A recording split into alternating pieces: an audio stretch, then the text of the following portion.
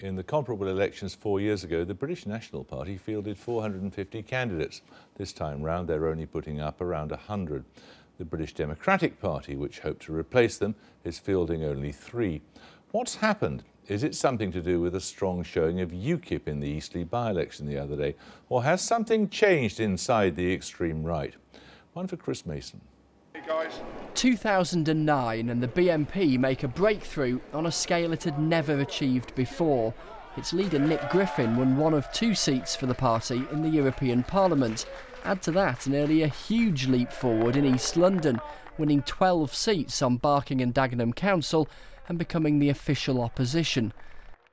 Fast forward to 2010 and their expressions say it all. Smiles are wiped off their faces as the party is wiped out in Barking and Dagenham, and Nick Griffin's attempt to become the local MP got nowhere either.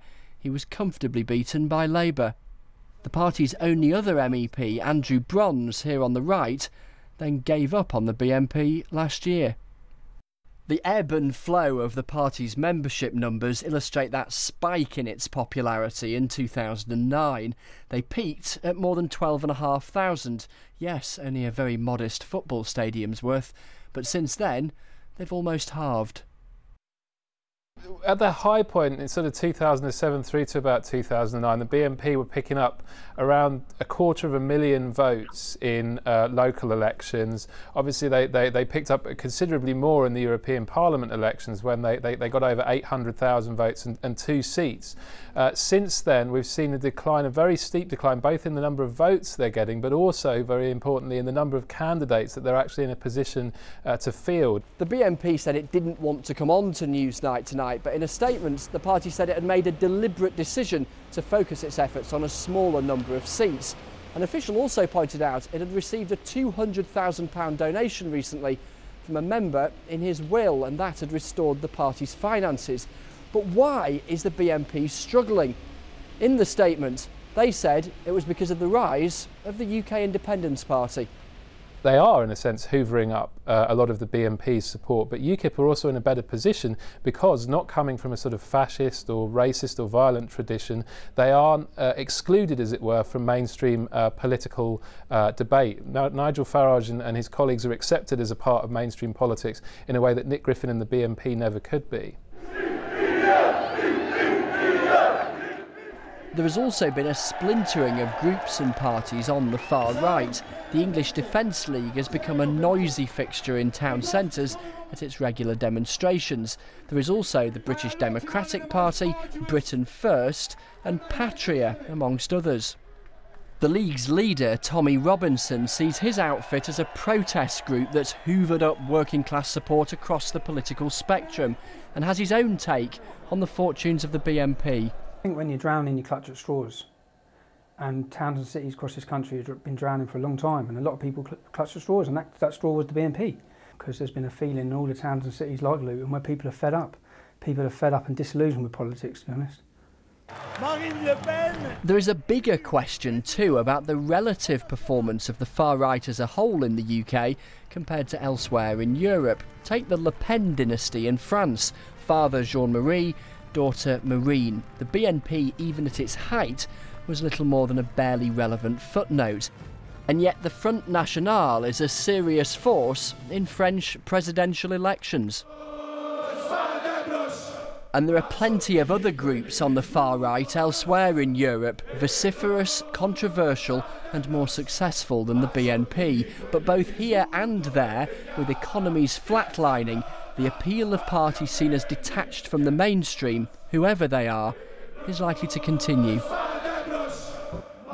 Now, Andrew Bronze is an MEP who until last year was a senior member of the British National Party. He's now involved with a new far-right organisation, the British Democratic Party. He joins us from Leeds. Margaret Hodge is the Labour MP for Barking, where the BNP was once the official opposition on that local council. She successfully fought off a challenge for her seat from the BNP's leader, Nick Griffin, at the last general election. Andrew Bronze, what do you think has happened to BNP support? Well, I'd like to correct 1 or 2 things. First of all, the 2010 general election saw a fall in, if you like, all small parties, but not in the BNP in particular. In fact, if you compare the BNP's showing in 2010, it was slightly better than UKIP's. The average vote per constituency was a large sum of 8 votes higher than UKIP. So it isn't true that the BNP individually collapsed then. So they're on the rise, and that's why you left them, is it? I beg your pardon? They're on the rise, is that why you left? No, there's a lot happened in between time. What happened as the result of the election is there were some people who were disappointed, and they strove to remove Nick Griffin. I didn't agree with their criticism of the general election, but I did agree that they had a right to do that. Nick Griffin's reaction was really to try to repress that difference of opinion. Right. And as a result of that, many people either were driven out of the party or left the party, and we've seen it fragment since. Now, Margaret Hodge, what is unarguable statistically is that there are certainly BNPs, having fielded 450 candidates at the comparable election 4 years ago, is now fielding slightly under 100, thereabouts. That does indicate something, doesn't it? Do you think you're worried too much about them in the Labour Party? I don't think we worried too much about them in 2010, from 2006 onwards. I think we were right to take them seriously. I think we were right to, campaign to reconnect with our voters. We'd left a vacuum and the extreme right had filled it. I do think that they were so overwhelmingly defeated that they then imploded, fragmented, turned in on themselves. I think Mr. Bonds there is in his third extreme right party, which he's now leading or chairing or doing something with. So I think 2010 was a turning point. But I do also believe this, Jeremy, that fascism goes in waves. And we saw the wave of 2010. But we have to continue to be vigilant so that we don't allow the extreme right to exploit. The key thing is what's going on in the minds of citizens in this country. The question here, Andrew Bronze, is have people changed their views?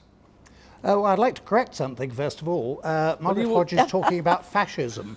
The actions of the Labour Party towards the BNP have been fascistic rather than the other way around. Well, I'd like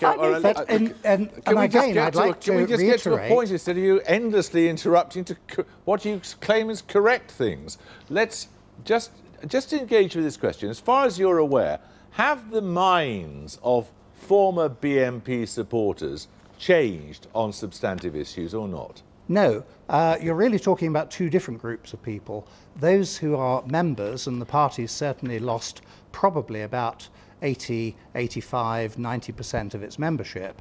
In terms of its voters, all they've done is switch their allegiance to UKIP. Why? Because the media quite shamelessly promote UKIP. How many times has Nigel Farage been on Question Time? More than any other politician in this country.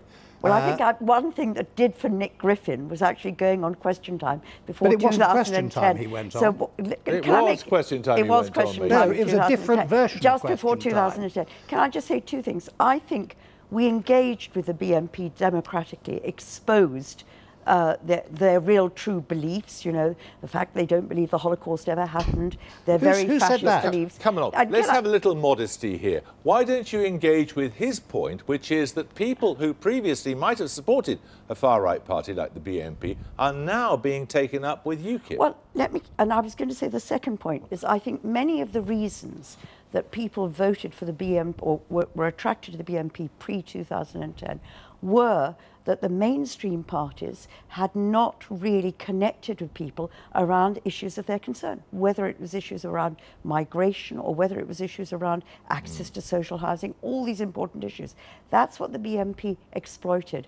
They exploited them for other purposes, but they exploited them. What has now happened is, I think they imploded, they fragmented, they're fighting within themselves. And where the vacuum exists across the country, now UKIP is filling it. Now UKIP is not a racist party, it's a xenophobic party, it's a different kettle of fish. They've got a very charismatic leader. And I think if mainstream politicians don't get on with really listening to what their voters are saying, responding to it, then you allow odd parties on the extreme right or the less extreme right to fill that vacuum. Yes, I'm afraid you've got the causal connection completely wrong. It isn't that the vote collapsed and then the party fragmented, it's that the party fragmented and that made way for a media-promoted in my UKIP constituency, and a media-promoted in my Farage. constituency, you were hoping to get your first parliamentary seat. You failed. I don't you think there had was 12 any, I don't think that was ever on BNP the councillors. cards. You had 12 BNP councillors who were elected in 2006. They were all overwhelmingly, absolutely, totally smashed and defeated. Why were they defeated? Because they faced a general the reality election of your electorate. politics. In other words, 65–70%, whereas back in 2005 or whatever it was, they'd faced perhaps a 30% Actually, what we did, we really engaged with you. Perhaps we should talk about your politics rather than the figures. We had somebody in Leeds. Leeds. Let me just ask you two questions in your new party. Well, you better be very quick, because we're already trespassing on whatever's coming after us. OK, in your new party, do you still believe that the Holocaust never occurred or there was has been exaggerated? Let him answer that. Is that whatever's that got to do with politics today? Well, I'd say it's a quite significant political point. Have you got anything to say on that I leave history to the historians. OK, all right. It's not the job of political parties. And do you still believe that people who are British, but who may be second, third generation immigrants of a different colour to you should be forced to leave the country? Do you still I'm not allowing you to put words into my mouth. You know exactly come along, what our answer policies well, are. you're not going to answer the question. You spent too long correcting us so far. Thank you both very much. Thanks. Well, that's your lot. Gavin has the pleasure tomorrow.